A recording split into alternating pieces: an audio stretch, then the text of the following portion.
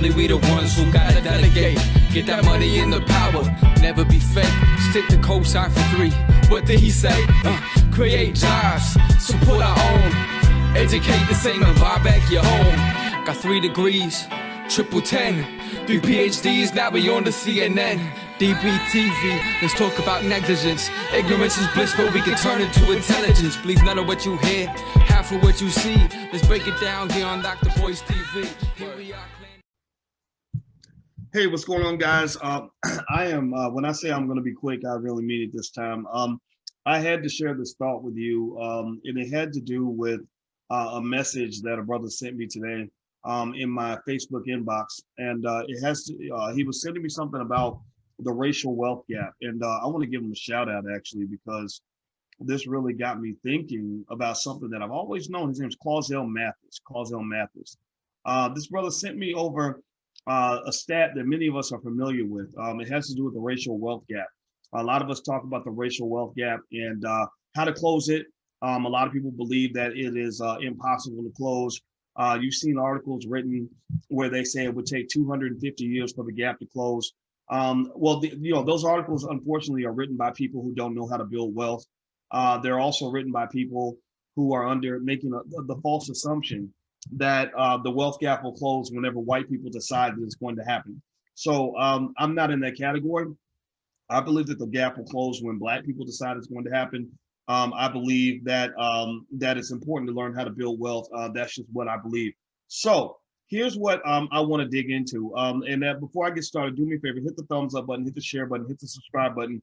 And just a quick reminder, if you wonder why I talk a little bit funny, it's because I got dental work and I'm trying to get used to this thing they're doing to kind of open my bite up a little bit. So I'm just a Black man trying to be healthy. So if anybody comes in and asks about it, if you could just tell them like, okay, this is what's going on now, pay attention, that'll help. Because one of the challenges is that we have serious Black folks and then we have juvenile Black people. And I don't do well with juvenile Black folks. You know, I'm actually more into being serious and solving problems. So let me lay out this discussion with you very quickly about the racial wealth gap. Here's the deal. According to the Brookings Institute, the wealth gap between white families and Black families is basically 171,000 for white families, which is nearly 10 times greater than it is for Black families, which is 17,150. Now, this was in 2016. The numbers are not that much different from what they were back then. That's pretty much where they are. That's what people are talking about, particularly when you talk about what's going on with the with the elections and the stolen Black wealth and reparations and all of that. A lot of that conversation centers around closing the wealth gap. If we close the wealth gap, that will be pretty huge, pretty massive. Here's the deal. Here's what I need you to understand. Now, I need you to open your mind a little bit, and I need you to agree with me on one thing. The white man is not Jesus. He is not your God. I have to start there just because I have to really help us really decompress and break out of our brainwashing a little bit. He's not Jesus. He's not God. He does not control all of this. So if we can agree on that, give me a yes in the chat. If you can agree with me that he's not God and that you actually have, maybe you got a little God inside of you, but he is not your God. Now, why do I say that? Why do I start there? Because here's something that you probably don't, I doubt that anybody's ever broken it down to you this way, but that's my job, right? You know, as a financial scientist, I'm supposed to be on the cutting edge of new ideas on some level, and that's what I'm trying to do. $171,000 as net worth is not a big amount of money for a person that is a consistent investor. Now, I want you to expand your imagination. Don't assume that I'm just, oh, he's just some rich guy who's acting like the money. And no. I was born in the projects. Some of y'all were born in the projects. I was born in the projects too. I remember eating bologna sandwiches with no bread. I know what it's like to flick a roach off your sandwich and keep on eating. I've done all of that, right? You know, our family had to work our way up. I remember a time where we didn't have very much money. I remember what it's like to have completely empty pockets. So no matter how broke you've been, you've never been broker than me. Chances are you've never been broker than me. So this is not some rich, out of touch guy who's trying to make it sound easy. I'm not doing that. What I'm speaking as is a financial scientist who understands economic gravity in a way that most people don't get. One of the things that we do in the Black Business School, this is why the Black Business School is so special. is we actually put together something that you can actually have for free called the $5 a day investment plan. $5 a day investment plan. I put that together to help those who don't believe that Black people can accomplish anything. I did this for those who either have low self-esteem or just don't have a lot of confidence in the Black community's ability to build wealth, or who just don't understand the wealth building process, who don't understand basic things. If you compare wealth building to like traveling, right? There are some people who believe that you can only get from New York to Los Angeles on an airplane. They don't understand that you can also get there in a car, you can get there on a train, you can get there on the bus, you can get there on the bike, you can get there on foot. And so you know, for people like that who only believe that you can travel from New York to LA on a plane, then if you don't give them a plane ticket, they will assume that that means they have to sit exactly where they are. But a person who understands how to travel can say, no, actually, we can get in the car. And if we start driving now, we'll be there in 3 or 4 days. Do you follow me? Give me a yes or no in the chat if you follow me. So why is this important? Well, $171,000 as net worth. That is a number such that a person who follows the $5 a day investing plan, which almost anybody can follow. If you can afford to go to Popeye's Chicken, you can afford to invest $5 a day. If you can afford new sneakers, you can invest $5 a day. If you can afford to go to the club, you can invest $5 a day. And we know a whole lot of Black people who can afford to go to the club. We know a whole lot of Black people who can afford Gucci. That's how Gucci stays in business a lot of times. We know a lot of Black people who can go out and buy the flyest clothes at the mall, right? So if you can buy the flyest clothes, you can go to Popeye's Chicken, you can go buy Gucci, then you can invest $5 a day. Really, a lot of Black folks can actually invest $10, $15, $20 a day, because I know Black people who will spend $400, $500 a month on a car note, right? So $5 a day is $150 a month. I know people who will spend 3 times that amount on a car note. Give me a yes or no if you know about anybody in the chat who says that, if you're in the chat and you know somebody who, who says that they're broke, who says they can't build wealth, but will literally drop $400 a month on a car note. There are people out there that do that. That is absolutely interesting to me. Let me just say it's interesting. So here's my argument. My argument is I'm not here to shame you about your car note. I'm not here to dog you about going to the club or buying nice clothes. I'm here to simply ask you to invest as much in your own future as you put into the white man's future. Invest as much into your children's future as you invest in Popeye's Chicken. I'm asking you to love yourselves as much as you love everybody else, right? Because here's the deal. If you go look at the math, and I did the math, and if you go to the Black Business School, theblackbusinessschool.com, we actually have a little class. It's really, really good. It doesn't cost that much. And it's called How to Turn Your Child into a Millionaire. It is a direct step-by-step blueprint on creating a millionaire within one generation, or somebody who's close to being a millionaire, somebody who's worth, $300,000 or $400,000. It's not hard to do. It's very, very simple, actually, if you know the financial science, if you understand investing. So if you're interested, if you want to go take a look, feel free, go to theblackbusinessschool.com. We got specialists right there on the site that can guide you to where you got to go. It's a great program. I think you're going to like it. We also have programs for kids and all that stuff. But let's get back to the point here. A person who just does the $5 a day investing plan, in about 20 years, they would have a net worth, assuming that they don't pick up a lot of debt. That's the key thing. You got to avoid debt. Debt is an economic sand trap. So that means you got to watch out for a lot of credit card debt. You got to watch out for ridiculous amounts of student loan debt. But literally within 20 years, that person's investment portfolio, even if they were randomly picking stocks, like blindly picking and just adding a new stock every month, like literally, like a person, this has been proven through financial science. This is not me just giving you my 2 cents. It's not me just BSing you. Remember, you got I just keep having to remind you guys, I'm not a guy who's just talking on speculation. I had to do the math on this stuff. I was a math teacher at the University of Kentucky. So the math checks out that a person who consistently invests at the $5 a day rate, which is about $150 a month, which is not even enough to get you a decent car most of the time, that a person who does that consistently is going to have a net worth that exceeds the average white American, that exceeds the average white person. If you do it for 30 years, you're going to be well beyond the average white American. You're going to have enough money that people are going to start to hate you and think that you were born with a silver spoon in your mouth. The reason I have a little bit of money now is because I've been investing my whole life. I've been investing in my education. I've been investing in assets. I've been trying to own things. I've been trying to start businesses for a long time, and that's how I got wealth. But believe me, people who feel who have an internalized victimhood, who have been led to believe that Black people cannot do anything on their own, those people are going to look at you and they're going to say, "How dare you find a solution? How dare you have a better life than me? How dare you not be in the struggle? How dare you not be oppressed?" Right? They're going to get mad at you for that. That's what's going to happen. And then when you go back and you say, I want to go help the hood, I want to go help my people, I'm going to go tell them what I did. Some of them are just going to get mad at you. They're going to say, "No, you're rich. You're a rich person. You ain't got nothing to do with it. You don't know what it's like to struggle. You don't know what it's like." They think you're born that way, and nobody's born that way. You build yourself into what you want to be. So I'm just going to tell you, this is really for the people that really are looking for solutions. If you're looking to complain, you should go somewhere else to complain, because there's plenty of Black people that love to complain about the problem. I'm a person who wants to fix the problem. I'm not going to complain about being hungry. I'm going to go get some food. I'm not going to complain about the steak being frozen. I'm going to figure out how to heat it up and cook it.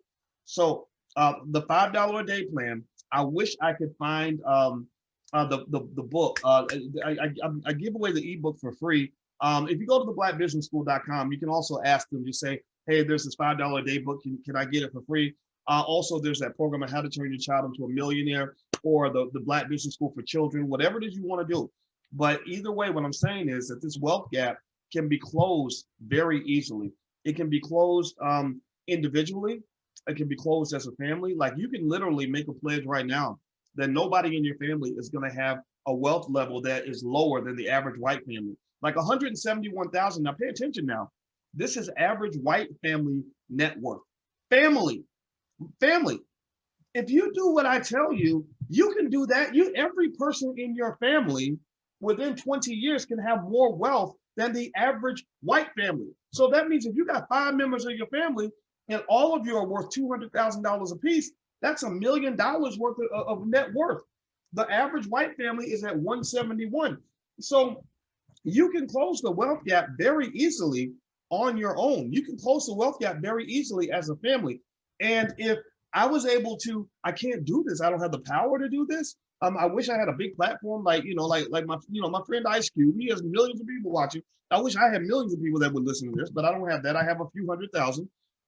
But if I got everybody on the same page with that, like if we could get just 20% of the Black community to follow that agenda, to just consistently invest, no matter what, like it's a religion, we would close the wealth gap significantly within one generation.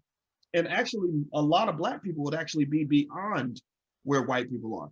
And then you have a new set of problems. Your next problem will be that they would start to dislike you.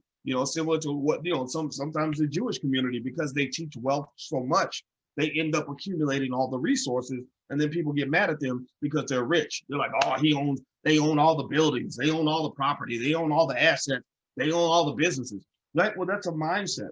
That's a mindset. The mindset is ownership, asset accumulation, etc. In fact, let me just say this, and then I'll be done. If we committed our children as much to wealth building and making money as we commit to playing basketball and playing football, if we committed as much energy to wealth building as we put into sports, which generates almost nothing for the community except for a select few. One guy out of 10,000 gets a big contract, so the other 9,999 are trying to get the same thing, and they all end up broke. Well, a bunch of them do. If we committed as much energy to wealth building as we put into sports, then actually Black people would have many millions of Black people would have far more wealth than the typical white community. In fact, actually, if you really go hard with that plan, like, so for example, like I said, there are some people that have car notes that are $400 a month. If you put as much money into your stock portfolio as you put into a car note, let's say $400 a month, which would be approximately maybe let's say $10 to $15 a day on average, then you would end up having hundreds of thousands of dollars in net worth, as long as you don't accumulate too much debt. That's why student loans, you got to be real careful about that, because that's a huge economic trap. A lot of Black wealth is going backward.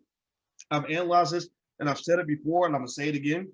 A lot of your wealth is going backward because you have people that think they're going forward, but they're really not. A lot of your wealth is going backward because your wealth is supposed to be accumulated by the most educated people in your community. But unfortunately, the most educated people in your community are acquiring so much debt that it's weighing them down financially. And they're not picking up the skill sets necessary to actually go out and start businesses and really make the big money. The big money, the multimillionaires and billionaires don't have jobs. Like there's no job I can think of that pays you, $250,000 a month, right? There's no job out there like that unless you're playing for the Dallas Mavericks. So the fact that we have a whole community of job seekers who go deep into student loan debt just so they can get a better job and then have no skills for asset accumulation or business acquisition is exactly what's pulling the wealth down. So then you have to go and you have to challenge the way Black people are being educated, even at some of our HBCUs. You have to consciously ask, how many of these young people are being taught to run businesses versus how many of these young people are being taught to go look for a job, right? If you look, and I'm just telling you that's what's happening in America. That's why you have rich people, and that's why you have people who are not rich. It doesn't mean that poor people are bad, but it also doesn't mean all rich people are bad. Maybe you could say poor people are different from rich people. Rich people are different from poor people. And a lot of that comes back to mindset, right? So give your children the greatest gift you can give them by giving them a wealth builder's mindset. When you talk about that gap, that wealth gap, again, like I said, it's almost like the way my mind sees it, I go back to basic equations in physics, like distance equals rate times time, right? So when I see the wealth gap, I see a physical gap. I see a distance. Like if I'm in Chicago and there's a gap between here and LA, right? So I look at that gap and I say, how do we close that gap? How do I get to LA? Right? Some people only know one mode of transportation. They only know how to get on an airplane. They think the only way I can get to California is if I get on a plane. Well, I compare that to Black people who think that the only way the wealth gap can be closed is if white people decide they're going to close it. If white people pass a law, write a check for reparations, then it'll close. When white people start offering better jobs, then it'll close. That's one method that will certainly make it easier, right? It would be easier to get to LA if I have an airplane, right? But that gap, that distance, that cat can be skinned in a multitude of ways. I can get to LA on a helicopter. I can get to LA in a truck. I can get to LA on a bus. I can get to LA on a motorcycle. I can get to LA on a 10-speed. I can get to LA on foot. I can get to LA on foot. And so a determined person who is traveling on foot will go further than an undetermined person who spends 20 years waiting for a plane ticket. If you just start walking now, then you'll get there. So what I'm saying is that this wealth gap, which I want you to visualize it as like the gap between Chicago and Los Angeles, this wealth gap is something where we're sitting here politely waiting for white people to bring us a plane ticket. We're sitting here and we're saying we deserve a plane ticket because of what we've gone through, and we deserve a plane ticket because this gap is atrocious. We deserve a plane ticket because you owe us, and they do. Absolutely, they completely do. But I don't know if that ticket's coming anytime soon. I really don't. And what I would encourage you to consider is that, God gave you feet for a reason. He gave you legs for a reason. And some of y'all got more than legs. Some of y'all got a Corvette in the garage. Some of y'all might have a chopper that you can hop on. Some of y'all got a bus pass. So what I'm saying to you is I want everybody in here to just imagine this. We're trying to close that gap. And I want you to just kind of join me and say, you know what? The plane ticket probably isn't coming anytime soon. So I want everybody to just agree with me that you're going to at least go get a bus pass. Let's all go down to the bus station, to the Greyhound station, and let's get us a bus pass so that while we're waiting for our plane ticket, we're going to be traveling down the road. And if it takes long enough for the plane ticket to arrive, then that's okay, because by that time we will have traveled to LA and gone all the way back across the country. Instead of traveling 2,000 miles, maybe we travel 5,000 miles by the time that happens. So at the end of the day, what I'm really trying to tell you is that white people are not God. They are not the only be all end all to you achieving your goal. They're not the only way. It's like when they go to church and they tell you that Jesus is the only way to get to God. Well, white people are not the only way for you to get to wealth. Like, you can actually get wealth by just taking what you have. You got 1.3 trillion to work with. A lot of your families, I put together the math on the $5 a day program. You can make it a $10 a day, $20 a day. That only accelerates it. Somebody who does that consistently will be in such a good position that by the time the reparations checks come out, they won't even need the money. They won't even need the money. So that's what I wanted to share. It was something that just really hit me almost like a lightning bolt. It's like I've always known what the gap is. I've always known how much it is.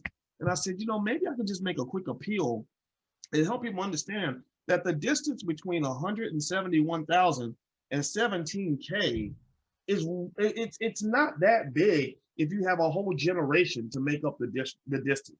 It's not that big. I mean, what's 171 minus 17? Let me do the math, gosh. Was it 154? So $154,000 as a net worth. Do you know how many millions of Black people there are who have acquired far more wealth than that? Just take somebody who buys a house, who bought a house, 20 years ago for 150 grand, and now the house is worth $500,000. Well, that person now has more wealth than the average white person. It's not calculus. This ain't some insurmountable. You ain't trying to end slavery. You're not trying to solve the equations your ancestors had to solve. Your ancestors was like sitting, in 1784, trying to figure out, how am I going to get away from this slavery thing? How am I going to figure out how to go get far enough north to go to Canada, right? How do I follow the North Star and not get shot and ate up by dogs on my way and starve to death, right? They have real problems. You don't have a real problem. You don't have a real problem. Your path is right there in front of you. And maybe if you want to, you can think of me as your financial Harriet Tubman. Maybe I'm a little bit like Harriet, because I don't have much patience. I will shoot you if you get out of line. If you come in, trifling Negroes get shot up in our platform. That means I'll put you out and you're out forever. But for those who are serious, I know the way. I know the way. Not only have I traveled this path 1,000 times, but I've studied it like a scientist. And I know exactly what to do, what to avoid, and how to make sure master doesn't kill you. So that's all I want to say. I'm done. It just hit me, and I know I talk a lot, but I hope that this helps you, because you guys, I mean, this is doable. This is all doable, and I do believe we can do anything. But this isn't even the hardest thing that Black people have to confront, to deal with. Closing the wealth gap, actually, honestly, again, let's say I became the coolest person on the planet for about 2 years. And let's say I became like a really famous rapper or something, because we only listen to rappers, we don't listen to scholars. That's one of the reasons why we fall behind, honestly. So let's say I became the coolest, most significant rapper in America, and everybody followed the advice of Dr. Boyce. And I said, I need y'all to do one thing. I need every family to do something similar to the $5 a day investment program.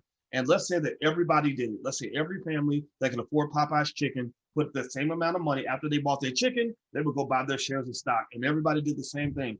I promise you that within one generation, the wealth gap would either shrink significantly, or it might disappear altogether.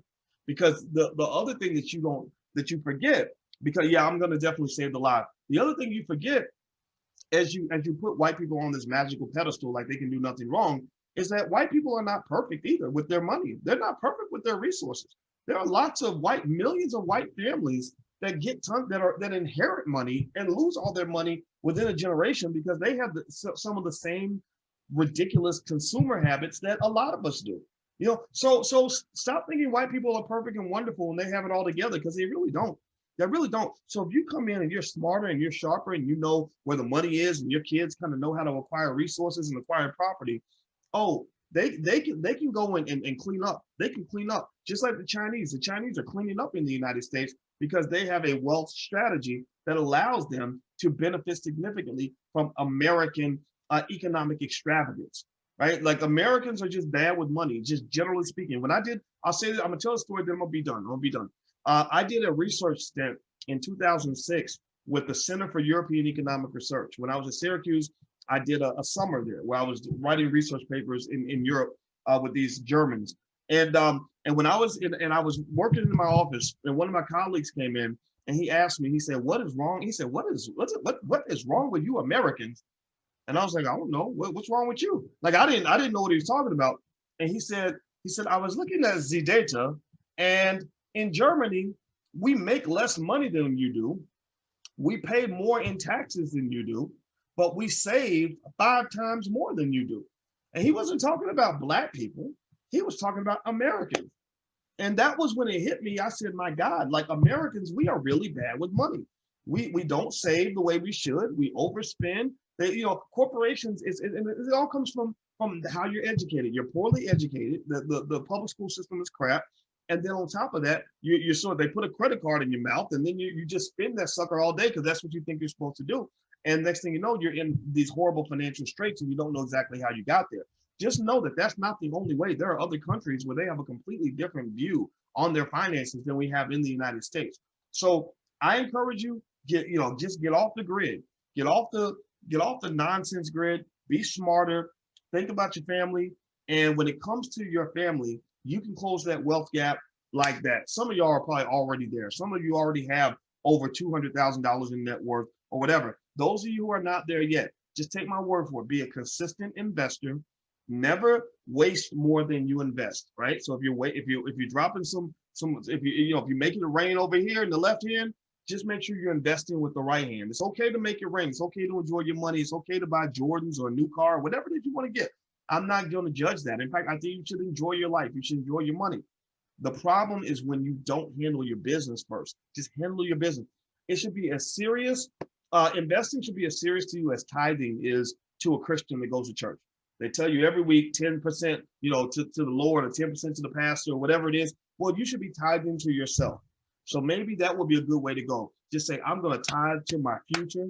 I'm going to tithe to my family. My religion is Black economic power. And every single day or every week, I'm going to do whatever I can. I might not be able to do what I want, but I can always do what I can. You understand? So don't always, you may not be able to do what you want, but at least do what you can. Okay. All right. Do we got it? Make sense? Give me a yes or no if you get what I'm saying here. I'm gonna go. Do me a favor if you're watching online. Please hit the thumbs up button. If you haven't hit the thumbs up button, please do that. Also, a reminder: the All Black National Convention starts this week. If you want to learn more, go to allblacknationalconvention.com. That's allblacknationalconvention.com. Thirdly, if you want to take a look at our program for children on how to build wealth in children, I'm a big believer that if you teach your kids now, they're going to be light years ahead of everybody else. They're not going to have the same problems that the community's having. They're actually going to be the wealth builders of the future. They're going to be really successful, really secure, and very happy. Feel free to take a look at our children's program. It's very good.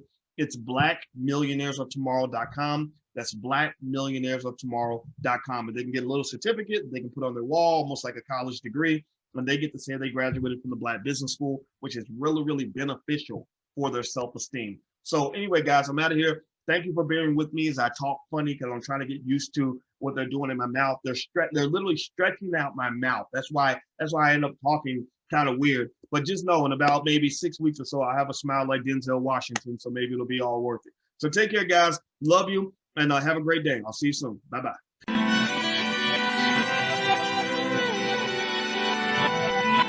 Here we are, clan the isms, cataclysm, great. Our people out here struggling, trying to make it in this state. Everybody out here doing it, but we the ones who late. Now family, we the ones who gotta delegate. Get that money in the power, never be fake. Stick to cosign for 3. What did he say? Create jobs, support our own. Educate the same and buy back your home. Got 3 degrees, triple 10. 3 PhDs, now we on the CNN. DBTV, let's talk about negligence. Ignorance is bliss, but we can turn it to intelligence. Believe none of what you hear, half of what you see. Let's break it down here on Dr. Boyce TV. Here we are. Hi everyone, this is Lawrence Watkins, and welcome to the Financial Juneteenth 5. These are my 5 favorite articles as it relates to Black finance, wealth, and business for today, October 19th, 2020. Let's go ahead and get started. All right, so the first article today comes from the Houston Chronicle, and it is entitled Business-Friendly Houston, Not Always Free Market for Black Communities, History Shows. And it digs deep into some of the history in regards to business of the city of Houston and how Blacks were often marginalized from having the same economic opportunities as whites and other people who were actually in the city. So unfortunately, there is a paywall up for this site, and I do not have a subscription to the Houston Chronicle yet. But since I'll be moving there next year, I'll go ahead and get one soon. So I'll just have to read this article through my Feedly account. yeah, it's very interesting. So the article starts off saying, but according to interviews with historians, sociologists, and economists, the markets that built Houston were never fully free at least not for Black residents. Job discrimination met Black workers when thousands of them arrived in Houston during the Great Migration of the early 20th century. Redlining during the 1940s starved Black homeowners in business of credit. Segregation prevented full participation in the economy. Environmental contamination disproportionately sickened Black neighborhoods. And the rest of the article really goes into detail with all of these different areas in terms of redlining, segregation, and also environmental contamination. There was a good quote in here from Bernadette Pruitt. She's an assistant professor of history at Sam Houston State University. She states, "People say we are all equal now, so everybody's got the same shot. But is that really true? When you look at the country, the free enterprise, that's been true for some people, but not for everyone. A lot of people are playing catch up." So the article goes on to talk about the broken economic ladder. It states, remaining in the South instead of heading to the North meant staying in a region where racist violence was rampant, Pruitt says. But Black migrants risked it to keep families intact, find jobs, and chart a path forward towards financial security. Black laborers, however, found they were excluded from more lucrative blue collar jobs at refineries, steel foundries, and construction companies. They were hired for more dangerous jobs in manufacturing, shipping, and railroads, performing grueling work at lower pay than their white peers. Middle class Black men and women struggled to break into skilled jobs, even if they had college degrees. At times, Black professionals faced violence when they took jobs, such as firefighters and engineers, Pruitt said. So yeah, I mean, we hear about this, all over the place. And even though this article is specifically talking about Houston, we hear the same types of stories in cities all across America in terms of how systemic racism really affected the lives and currently still does currently affect the lives of Black Americans. In the 1930s and 40s, the federal government began offering loans to help low and middle income people buy homes, but restricted the lending to certain areas through the practice known as redlining. So we're, of course, very familiar with redlining. Black families were entitled to benefits of the GI Bills and other programs, but often prevented from obtaining them due to discriminatory practices. Oak Forest, northwest of the Heights, was the first government-backed development in Houston to exclude people of color, according to research by Texas Housers, a local nonprofit. So I found this article to be extremely interesting, even when it was talking about some of the environmental factors, what they call the smell of money, in regards to the refineries that are in the city. But of course, most of those refineries were in Black neighborhoods. So it says, here's a stat. Black people, here we go. Yeah, Black people on average are exposed to 56% more air pollution that leads to heart and breathing deaths than they create, according to the 2019 study published in the National Academy of Sciences. Non-Hispanic white are on average exposed to 17% less air pollution than they actually cause. So yeah, I would highly suggest you reading this article if you have a subscription to the Houston Chronicle. Otherwise, this was a good summary in regards to what it's talking about and what people, you hear, well, just politicians in general, but there's this American ethos that there's a free market. But as you really take a deeper dive and a deeper look at history, we know that it's not always free for everyone involved. And this shows you why policy matters and politics matters when it comes to economics, but also as it relates to just the well-being of our different communities. So check that out in the Houston Chronicle. The second article today is a press release. So it states, Multicultural Food Service and Hospitality Alliance, Fourth Movement, I think that's how you pronounce it, and PepsiCo collaborate to increase pathways to Black franchise ownership. So this is a good opportunity for anyone who is watching this. I was actually on on a panel with the brother of the Fourth Movement CEO, or I guess the brother of the person who leads up this Fourth Movement. organization. So the Webb family. So shout out to the Webb family in Los Angeles. But the article states today, the Multicultural Food Service and Hospitality Alliance, Fourth Movement, and PepsiCo announced a formal collaboration to provide leadership development and increase business ownership opportunities for Black people in the restaurant industry. Together, they are launching the Pathways to Black Franchise Ownership program, an innovative personal development training initiative that equips potential business owners to operate high performing businesses. So here's the interesting stat. Recent data shows that only 8% of restaurants are owned by Black people. The program's goal is to create 100 Black franchise restaurants by the end of 2020 and to continue growing at that number. There was a quote in here so this is the president and founder of MFHA. So I want to get to this quote by Kareem Webb of Fourth Movement. Okay, actually, before that, PepsiCo is the founding sponsor, committing $2.5 billion over the next 5 years. So that's about $500,000 a year to this effort. And Kareem states, through this collaboration, will help hundreds of people become business owners who otherwise, in all likelihood, wouldn't have had the resources to do so. These folks will experience improved outcomes for themselves and their families, enabling them to become civically engaged leaders in communities across America. This growth will benefit us all. So if you want to learn more about this organization and this opportunity for pathways to Black franchise ownership, please visit mfha.net. That's mfha.net. And you will learn more. So I'll do my best to get Kareem on here to talk to you all directly regarding this program, but I think it's a good opportunity for everyone listening today. The next article comes from Amsterdam News, which I believe is a Black-owned newspaper in New York City. So it states, Black Super PAC urges candidates and parties to spend millions with Black businesses.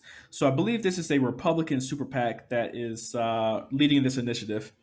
So it states, one of America's leading Black conservative political action committee has instituted a national effort to help Black-owned businesses earn some of the billions of dollars spent during America's political campaigns as the 2020 election year hits the home stretch.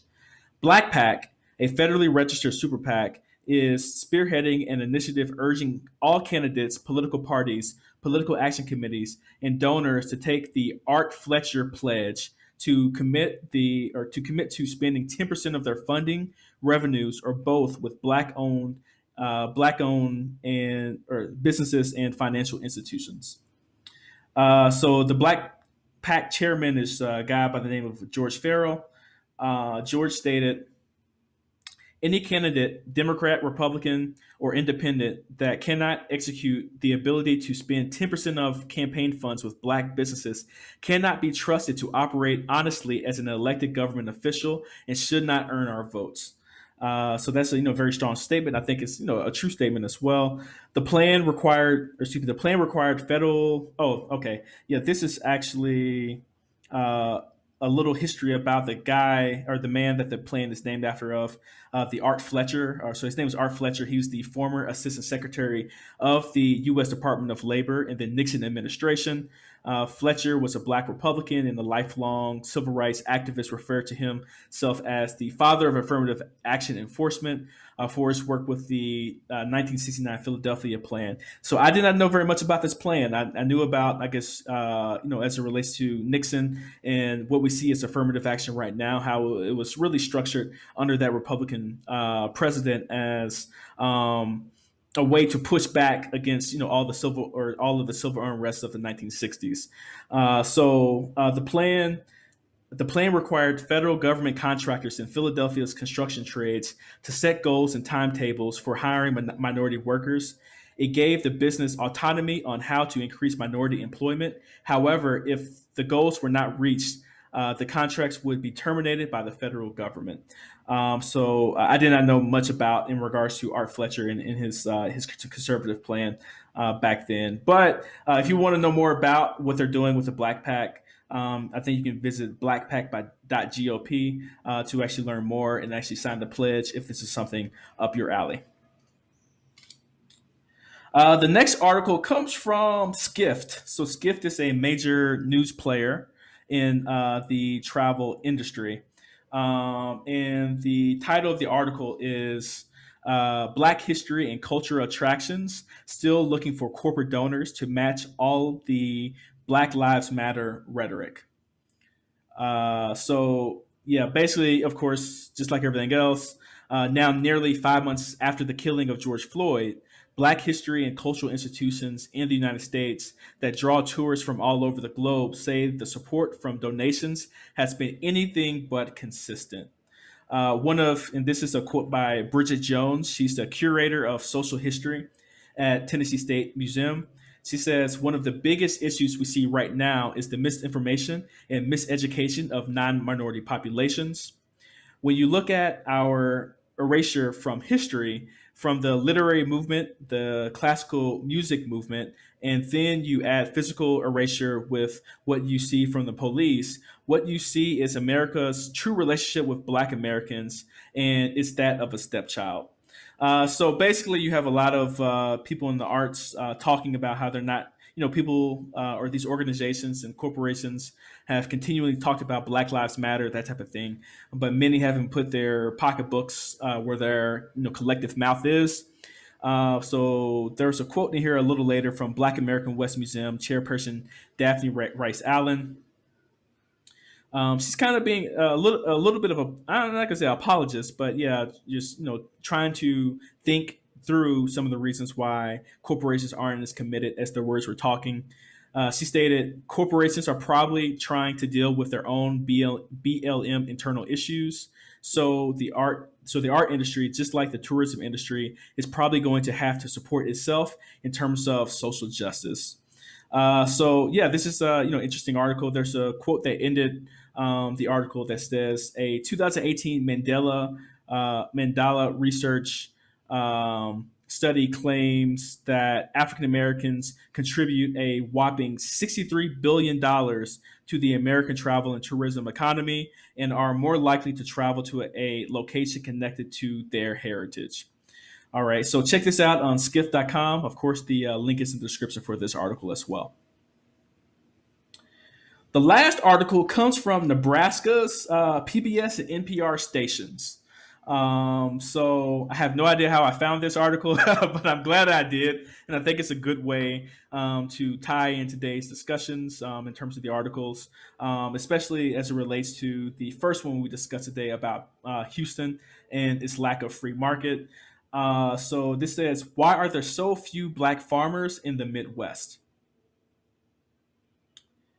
Yeah, so it's talking about a couple of different families. So one is Charles Downs, who runs one of, I guess, a farming stand, who brought it from the Stepp family, which was a Black family before the Civil War, I believe, a Black family that was farming. I believe they're talking about Iowa, so I'm not sure if they're talking about Iowa or Nebraska. But anyway, there's this Black family in the Midwest. So by 1900, Iowa had about 300 African American farm families in various parts of the state, but in 1970, that number had dropped to about 175 families. David Broadnax, he's a professor at Trinity Christian College. I think he had a quote in here. Well, actually, before we get to his quote, some scholars have suggested that farming, especially in the Great Plains, function as one step on a path towards economic independence that would allow future generations to thrive in other places, with the land passing out of the family as everyone migrated to urban and suburban places. So Broadnax had a quote in here. There's definitely disagreement within the Black community about the importance of land as economic power and its importance on farming. Or of farming. There's definitely a strong sense among some African Americans that we need land, we need economic power in this country, and land is power. I definitely do agree with that. I don't know if there's too much disagreement with regards to, I guess, land being power. I think more than that, there's just misinformation and people not being informed in terms of how important land actually is as it relates to power within the United States. So there's some additional quotes in here. But black farmers repeatedly faced discrimination that prevented them from getting appropriate loans and being able to keep up with the pace of modernization. So, of course, that's a continuation of the story that we have talked about just throughout the weeks with the FJT5. There's another reason why I guess, a lack of black farmers as well. So for the Steps family, so reading right here, for the Stepp family and others, something else contributed to the end of their time as black farmers, and that is assimilation. Jeffrey Schmick, Cheryl Patterson, and Brian Stepp, all of who identify as white, started researching the small cemetery where their grandfather is buried just down the road from the melon stand, right? So, after a few generations, I guess they assimilated into whiteness. And I think that's one of the biggest challenges and problems with integration is the loss of black culture. Schmick said, so I believe it's Jeff Schmick, who is the grandson of the black man who started the farm. There was quite a bit more talk about our Indian heritage than there was our black heritage. So, that's just, some interesting, some interesting perspective in regards to, what's really going on. The article ended by saying, but Broadnax, the historian, says amid renewed calls for economic empowerment, farmland ownership hasn't risen to the same level as supporting black businesses. What I haven't seen is that being addressed from a perspective of farming and land ownership.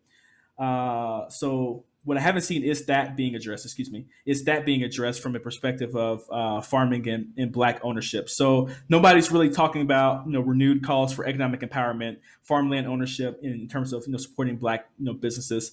Not saying that no one has said that, but it definitely doesn't seem to be a big part of the conversation in 2020. So that came from the Nebraska Public Radio and PBS stations as well. So, all right. So that's my 5 favorite articles today in our Financial Juneteenth 5 for today. Please make sure you like, share, and subscribe before you get out of here. Also, like I said, this is still a test run of the FJT5. So if you like this segment, please go ahead and mention that in the comments. If you want to see me improve in some sort of way as it relates to delivering this type of news and information to you, let me know that as well. But on behalf of Financial Juneteenth, my name is Lawrence Watkins. Take care, be blessed, and have a wonderful day. All right, bye-bye.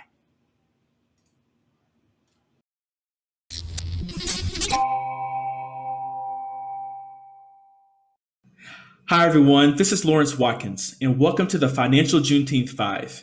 These are my 5 favorite articles as it relates to Black finance, wealth, and business for today, October 21st, 2020. Let's go ahead and get started. All right. So the first article today is an inspiring story about Black entrepreneurship. So it's following a brother by the name of Mark Wilson, and he is the CEO of Chime Solutions, based, I believe, in Atlanta, Georgia, or at least he has an office there. But the title of the article states, "A company turns millions in profits, bringing call center jobs to Black communities."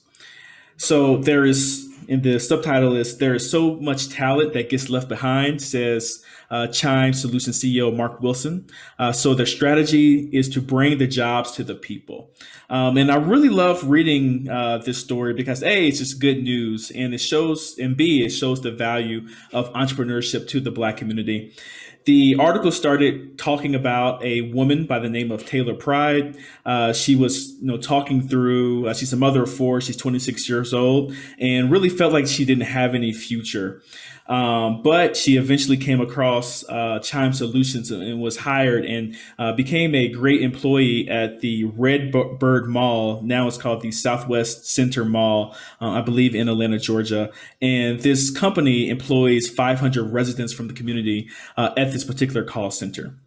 So she has a quote here that says, "They could have gone anywhere with their business, but they came here because these people are the people who need the help the most."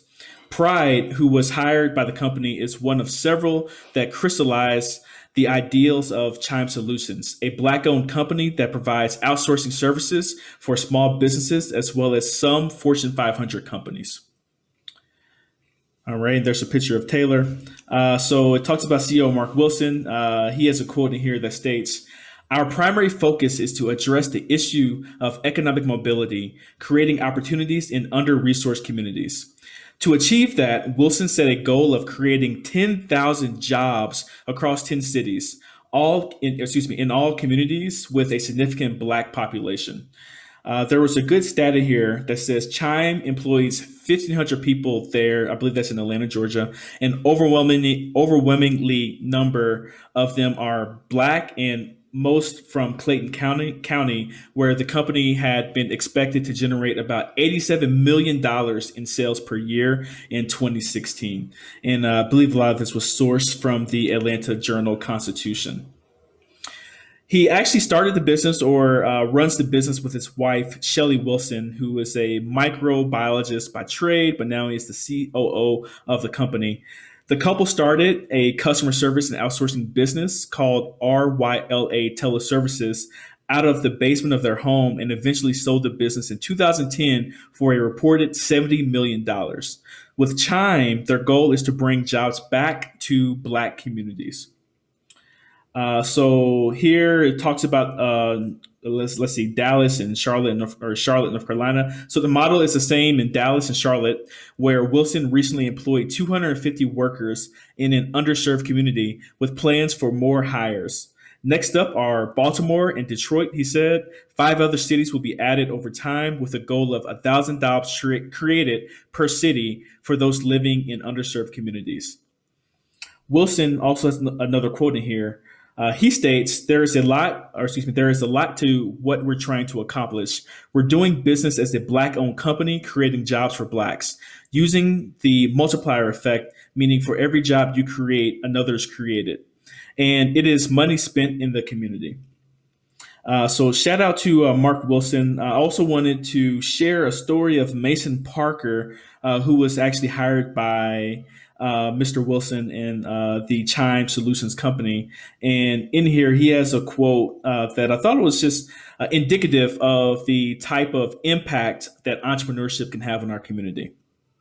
So it states, Parker started out as a call center representative and in 11 months was promoted to service delivery manager. My job search had been unrewarding, but Chime has also allowed me upward mobility, which I wanted, and I don't have to manage who I am on the job the way that you have to as Blacks on other jobs. One day I ended a phone conversation saying, "That's dope," and no one said anything. That was so refreshing. I am allowed to let my personality shine, and it's embraced and appreciated. You don't get that everywhere and almost nowhere. I really like this story, and I thought this was a good place to start out. We often talk about Black entrepreneurship, but a lot of times I don't think that we actually see the impact of having large-scale Black entrepreneurs and large-scale Black companies out here in the workforce, and the impact and change that it can have in our communities as well. The next article comes from Axios. Let me make that a little bit bigger. It says, corporate redlining has cost Black neighborhoods millions, and it was written by Dion Rabon. I did not know how to pronounce his last name. I see his name often, so I need to do some more research and maybe reach out to that brother as well. So it starts off with an important stat. The number of SBA loans to Black-owned businesses has decreased 84% from its peak before the 2008 financial crisis, according to a new report from the Business Journals, citing lending data from the agency's flagship 7A program. Overall, 7A loans declined 53% during that time. And this matters, and the main point of this article is the precipitous decline in loans to Black-owned businesses in particular was despite 48% growth in the economy, a 101% increase in bank deposits, and an 82% jump in commercial loans, the report notes. White neighborhoods receive roughly twice as much per person in small business loans compared to black neighborhoods, the data show. Likewise, majority white neighborhoods on average receive roughly twice as many small business loans per capita as well. So the big picture, experts say the data underscore the way bank and government policy has exacerbated uh, racial disparities in wealth generation, home ownership rates, educational attainment, and other measures of financial equality. And it has a quote in here from Orv Kimbrough. I'm not exactly sure who this man is, but he's the CEO of Midwest Bank Center. I wonder if he's related to Dennis Kimbrough or Walter Kimbrough or any of the other Kimbroughs that are out there. But anyway, he calls it corporate redlining. I think that's an interesting way to look at it. So we know about redlining from a real estate and housing perspective, but the way that loans are divvied up to small businesses, he's calling that corporate redlining. So this is just a something to kind of keep track of, and for us to continue to improve on over time as well. The next article is a press release that comes from Management Leadership for Tomorrow, which is an organization that is near and dear to my heart. It's the reason why I was accepted and went to some of the top business schools in the country, and I owe a large portion of of that to MLT and its impact in terms of the admissions process for me. But it states Management Leadership for Tomorrow launches first of its kind standard setting certification to drive action and accountability on Black equity in corporate America. So it starts off by saying Management Leadership for Tomorrow. So MLT announced a first of its kind certification, the MLT Black Equity at Work, which establishes a clear and comprehensive Black equity standard for employers. The certification provides the roadmap needed to enable employers to take a systematic, results-oriented approach towards achieving Black equity. Becoming MLT Black Equity at Work certified requires employers to take the same results-oriented approach with Black equity as they do with quarterly earnings and other core business priorities. So the press release mentions some of the companies that have already signed up to be a part of this initiative. These include Amazon, Bain Capital, BCG, so Boston Consulting Group, Moody's, PNC Bank. Let's see what else is here. Viacom and CBS, Walker and Dunlop, Warner Media, and also Workday, as well as some other companies as well. There's a quote in here from John Rice, who is the CEO of MLT. We are in an extraordinary moment where business and social sector leaders have unprecedented levels of conviction to take bold steps to expand economic and career mobility outcomes for Black people. Only by defining a standard and showing companies how to deliver measurable results on Black equity can we start to raise the bar for racial equity in the workplace. And the initiative focuses on three core areas. So people, purchasing, and philanthropy. And that's broken down across 5 pillars: Black representation at every level, compensation equity, inclusive anti-racist work environment, racially just business practices, and racial justice contributions and investments as well. Please be on the lookout. So if you work for a large corporation who may be interested in this type of certification, please reach out to MLT, and I'm sure they can get your corporate partners in the corporation that you may work for on board as well to this initiative. The next article is also a press release from Cision, but it's about the Nielsen, the company Nielsen released a report. So Nielsen's 10th year African American Consumer Report explores the power of the Black community from moment to movement. Data shows African Americans have increasing cultural, economic, and political influence. So the report's name is The Power of the Black Community from Moment to Movement. The report states, this is the core of the article. Black influence on the economy and pop culture continues to drive not only significant moments in history, but drive change across industries and digital platforms. So there's a quote here from Cheryl Grace, the Senior VP of Consumer Insights and Engagement at Nielsen. African Americans are calling out systemic racism while at the same time creating opportunities for growth across social platforms and businesses with various levels of innovation. African Americans have historically navigated these imperfect structures, but the current global reckoning brought on by a unique confluence of moments proves the power of the Black community and its incredible influence. And after that, they listed some of the key findings. Some of these findings include here's the first one. There has been an overall increase in buying power across the community and also what African Americans are buying. The next, in the last decade, there have been more successful Black brands, Black-owned businesses, and investment in expanded economic opportunities for African Americans. Here are some interesting stats regarding this key point. African Americans are nearly 3 times as likely to take to social media to show support for their favorite companies and brands. Also, African Americans are now 58% more likely to expect the brands that they buy from to take a stance on issues and 37% more likely to buy a brand when they actually do. One of the other key points are the high usage levels or usage rates of podcasts in the African American community. So podcasts have become a central stage for Black voices. In a typical week, almost 49% of African American podcast listeners spend about 1 to 4 hours listening to podcasts. And of course, you can put me in that group. Actually, probably preparing for this segment, I actually probably listen to more than 1 to 4 hours. So I'm like a super podcast listener nowadays as well. And the last key point that I wanted to bring up in this article, this time of racial reckoning has placed great responsibility on Hollywood and other media publishers to be more inclusive in their stories and characters that they actually tell. And also, actually, this is the last one. In the past decade, there's been a considerable growth in African Americans' population, buying power, education, and income. And there are currently 48.2 million African Americans in the United States as well. So check out the report, the full report, The Power of the Black Community from Moment to Movement, if you would like to learn more. And of course, the link will be in the description.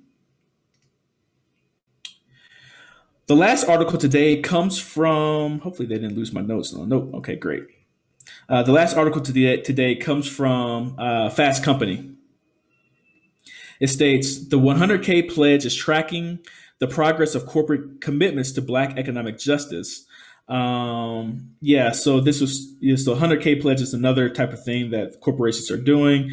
It was actually started by Vijay Chatta, founder and CEO of communications with his firm VSC. I'm not too familiar with this firm, but he launched the 100K pledge.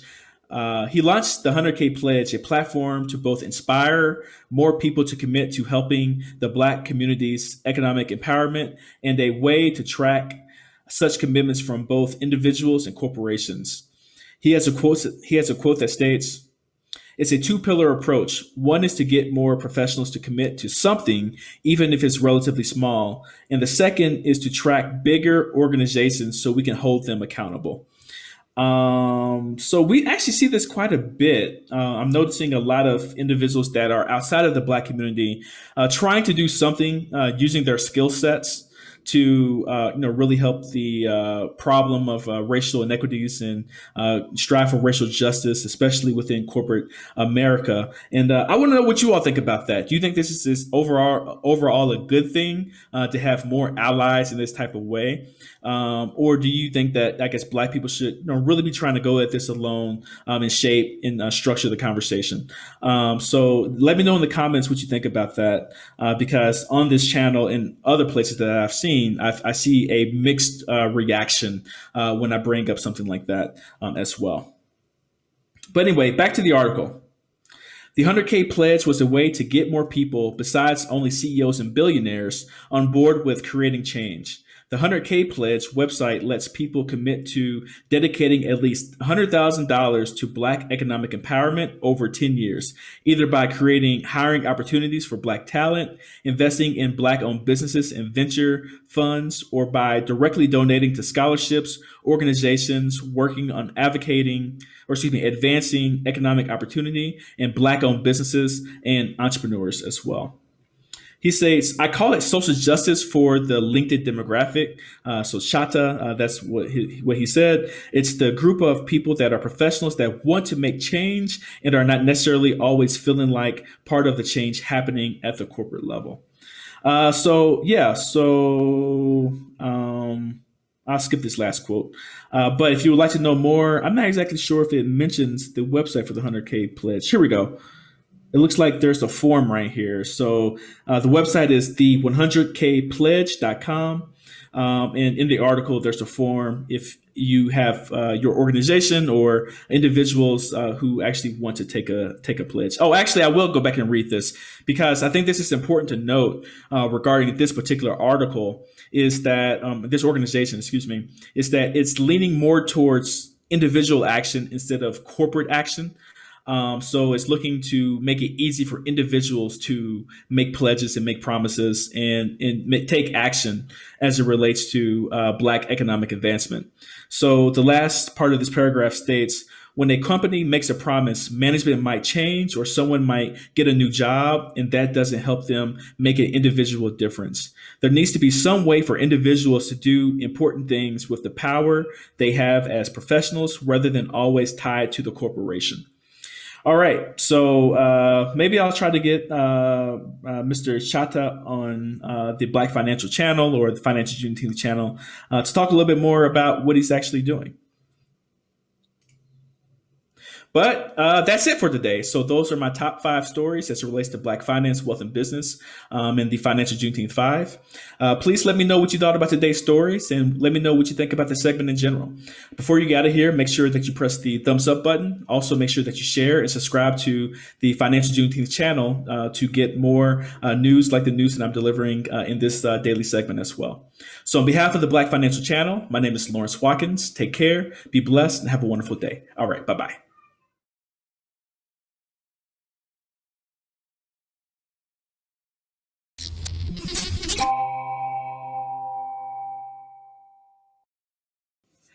Hi, everyone. This is Lawrence Watkins, and welcome to the Financial Juneteenth 5. These are my 5 favorite articles as it relates to Black finance, wealth, and business for today, October 20th, 2020. Let's go ahead and get started.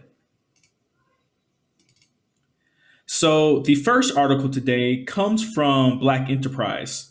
So the article is talking about Shopify, and it states, Shopify and Operation Hope to create 1 million Black businesses in 5 years. So the article is talking about Operation Hope, one of the leading financial and economic empowerment groups serving African Americans, has teamed up with global e-commerce powerhouse Shopify to create 1 million Black-owned businesses in the next 5 years.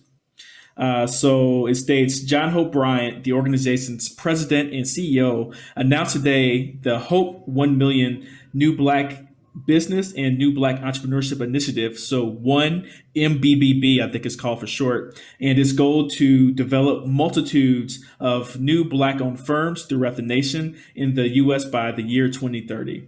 To achieve this bold mission, Operation Hope will work closely with Canada's largest publicly traded company, which estimates the value of its commitment at $130 million over the course of the initiative. And I believe most of that money will be through in-kind donations, if I read the last paragraph correctly. So 1MBB provides a wide range of services, including creating or modifying a business plan, providing one-on-one small business coaching, and getting advice from experts in a variety of areas. There's some other things that they're doing with this initiative as well. There was a good quote in here from Shopify President Harley Finkelstein. He states, by collaborating with Operation Hope and working together on our shared passion for helping underserved communities succeed, we believe we can help unlock even more economic opportunities for Black business owners across the country, leading to greater choices for shoppers everywhere. Let's see here. I think John Hope Bryant had a quote in here as well. I think here it is. It states, creating generational wealth through the creation of new Black businesses and Black entrepreneurs is a direct gateway to social justice. The creation of ownership, jobs, and opportunity in a generation helps to strengthen democracy and ensure freedom through self-determination. This is empowerment at scale. So congratulations to the Hope Foundation, Operation Hope, as well as Shopify for this initiative.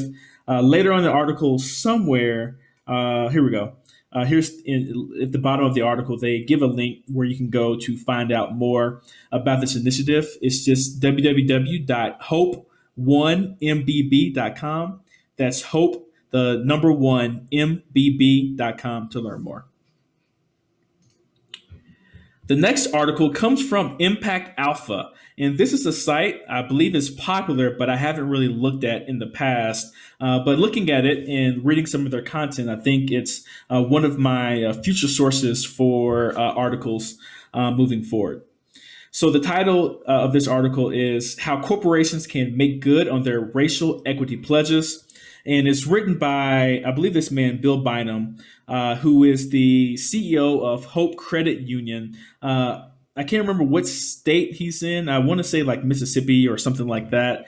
But it's a community development financial institution. It might be, I think it's also a minority depository institution as well.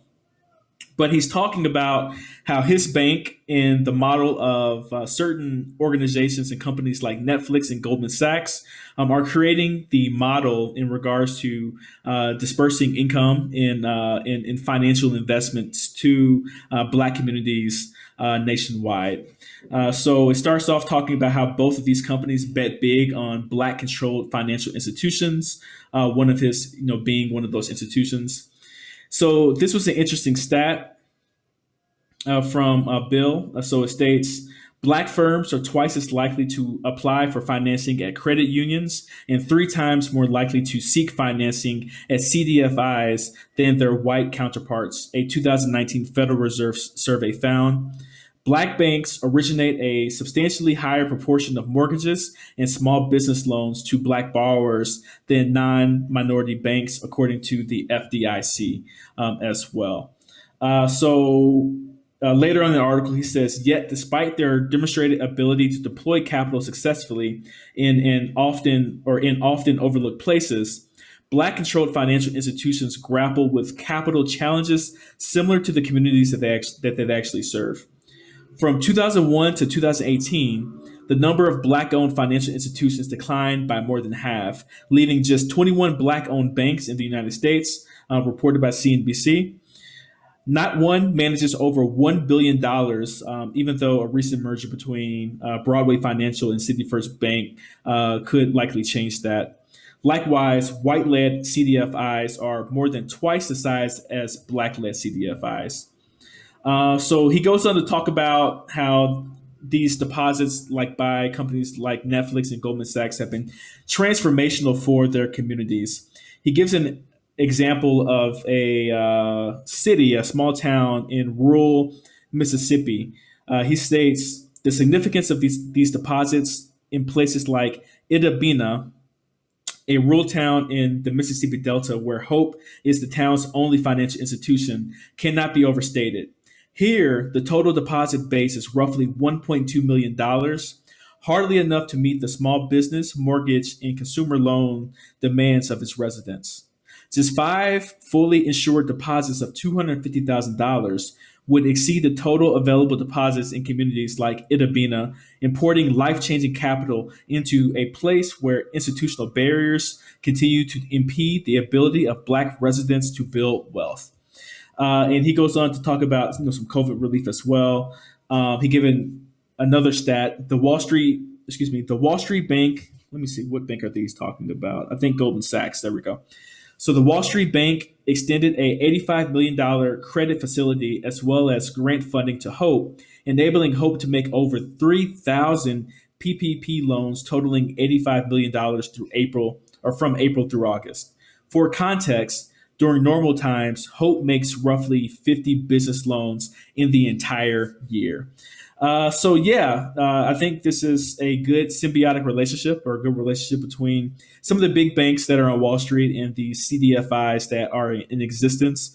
the lack of capital has been one of the reasons why Black communities haven't been able to grow and thrive. And any infusion of capital, these investments that they're making, it's not charity, it's investments that these organizations, these companies are making, I think lead to positive outcomes for everyone involved. So shout out to the brother who wrote this article. So let me find his name again, Bill Bynum, down in Mississippi at Hope Credit Union. The next article comes from the Atlanta Tribune, and it was written by Joe Biden, so Vice President Joe Biden, or former Vice President Joe Biden, and a good chance of actually being president in a couple of months. The article is entitled, "My Plan to Lift Every Voice in Black America." So he goes through, of course, part of it's giving political speech, but I found a few of the paragraphs to be enlightening into the way that he's either thinking about or, at the very least, messaging, his campaign to the Black community. So here it says, today there are Americans all across the country, especially Black Americans, who are exhausted and hurting, who are disappointed by a system that never seems to deliver for your communities, who are sick and tired of a cycle where in good times, Black communities lag behind, and in bad times, they get hit first and hardest, and in recovery, they take the longest to bounce back. He then goes on to talk about President Trump. President Trump wants to paper over the living wound of racism. He's issued executive orders and established a new national commission designed to whitewash our history and deny the daily reality of being Black in America. He actively appeals to white supremacists and fans the flames of hatred and division in our country because he thinks it benefits him politically. He ignores the most basic job of every president, the duty to care for all of us, not just those who voted for him. Later on, he talks about a commitment to nominating a Black woman to serve on the Supreme Court.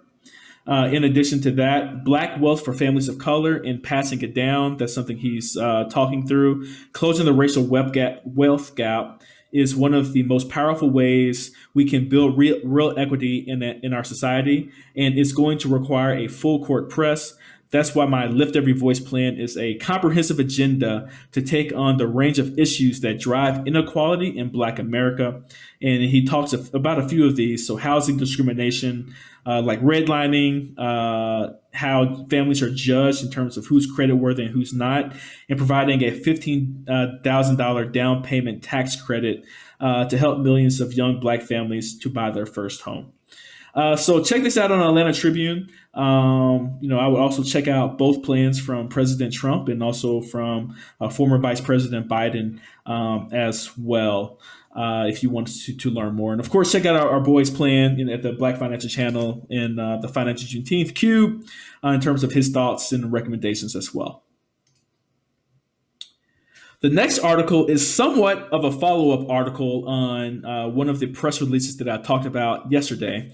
I thought it was like a one-time thing in terms of Pepsi, but it looks like Pepsi has a larger initiative as it relates to getting more Black people in the restaurant space. So today's article, the title is National Urban League launches Black Restaurant Accelerator Program, powered by $10 million grant from PepsiCo Foundation. The program will fuel Black-owned restaurants by providing capital, training, and also mentorship.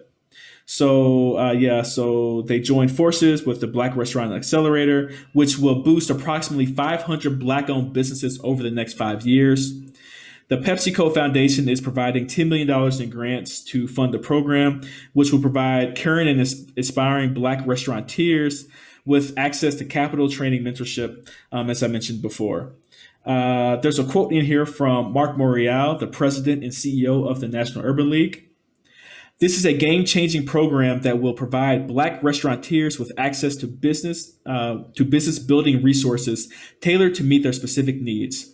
Our understanding of the local business environment and community, paired with subject matter expertise from Pepsi, the Pepsi team, members will give business owners a leg up as they look to grow. Restaurateurs interested in receiving updates can go here, and there's a link actually in the article if you would like to learn more. But Pepsi's doing a few other things. Like yesterday, I talked about the pathways to Black franchise ownership for those who may want to own a restaurant franchise. Black Restaurant Week. They set up an advisory council with different chefs and also Black entrepreneurs. These efforts are part of the $400 million commitment PepsiCo made over the next 5 years to advance racial equity within the company, industry, and communities it serves. So, there we go with Pepsi. The last article today comes from Bloomberg. Bloomberg, and this is an op-ed from a person by the name of Marcus C. Mundy. I'm not exactly sure how to pronounce that, but Marcus Mundy out of Portland, Oregon. And it states, to lift up communities of color, fix public transit. A proposed payroll tax on the Portland ballot invests in Black and brown communities, but corporations like Nike that say they support racial equity oppose it. So oppose the initiative. I agree with this article in regards to his underlying thesis in regards to what's next for the movement and what's next in regards to dismantling systemic racism. Marcus Mundy states in this paragraph, policies as mundane as infrastructure and accessibility represent the next frontier in our struggle. The fight for fairness and equity lives in our tax, social, and urban policies, perhaps even more than in our words and rhetoric. While not glamorous, these policies offer communities of color the access to education and economic opportunity to lift themselves up, the benefits of which pave the path to higher economic status and build political power that is desperately lacking. So I think that's a good summary of his way of thinking, and one that I actually agree with. This measure, so now we're getting into the Get Moving 2020 campaign. This measure, Get Moving 2020, would fund a range of transportation improvements, including expanding and electrifying our bus network and light rail system and providing free transit passes to youth. It would also add sidewalks, crosswalks, street lights, and safe routes to school to ensure that our families can safely walk, bike, ride, and roll around our region. The investments made would address historic inequities in a way never seen before in our region.